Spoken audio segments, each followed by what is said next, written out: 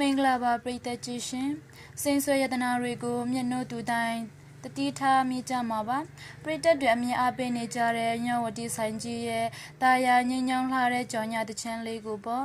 ဒီနေ့ဗီဒီယိုလေးမှာတော့ဒီကြော်ညာတချမ်းလေးရဲ့နောက်ွယ်ကစိတ်ဝင်စားဖို့ကောင်းတဲ့အကြောင်းအရာလေးနဲ့ဒီတချမ်းကိုမွန်ဘာသာနဲ့ပါတခြားစ조사ပြီးဒီဆိုထားတဲ့အနုပညာရှင်အောင်စပူရဲ့ရင်သွင်းစကားတွေကိုမျှဝေပေးသွားမှာဖြစ်ပါတယ်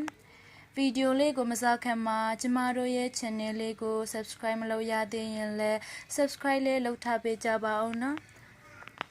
ညဝတီစိန်ဆိုင်ကြီးရဲ့ကြော်ညာတချမ်းလေးဟာဆိုရင်နှာထောင်လိုက်တာနဲ့ရင်ထဲမှာဆွေးကြံစေခဲ့တဲ့တချမ်းလေးတစ်ပုဒ်ဖြစ်ပါတယ်ဒီတချမ်းလေးရဲ့ဇာတာနဲ့တည်သွားကိုတော့ပိတ်တက်တွေချစ်ကြတဲ့ဂီတာဖန်တီရှင်ကိုဝဲကြီးကတေချာဖန်တီရေးတတ်ထားတာဖြစ်ပါတယ်တချမ်းရေးဖွေးမှုလက်ရမြောက်တယ်လို့ပဲတချမ်းလေးကိုပုံမတက်ဝမ်းလှပအောင်ဒီဆိုပေးခဲ့တာကတော့အောင်စပူပဲဖြစ်ပါတယ်ရှင်အနုပညာရှင်အောင်စပူကတော့ဒီကြော်ညာတချမ်းလေးကိုသူ့ရဲ့ကိုယ်ပိုင်အတန်းနဲ့အကောင့်ဆုံးဒီဆိုပေးထားရုံတမကပဲ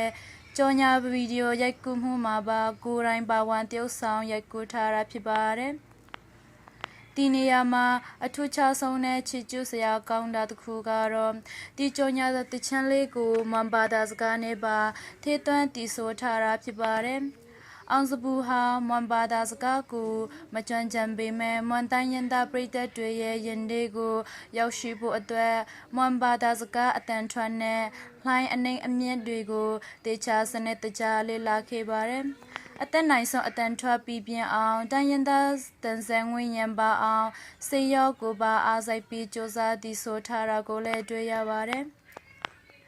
ဒီလိုအသက်နိုင်ဆုံးပြီးသားအောင်စေတနာအပြည့်နဲ့စ조사ထားပေမဲ့လည်းတိုင်းရင်သားစကားဖြစ်တာကြောင့်မွန်တိုင်းရင်သားနာဆန်သူများအတွက်အကယ်၍အတန်ထွက်မပြီးသားဖြစ်ခဲ့တာများရှိခဲ့ရင်လည်းနားလေခွန်လွတ်ပေးကြဖို့အနုပညာရှင်အောင်စပူက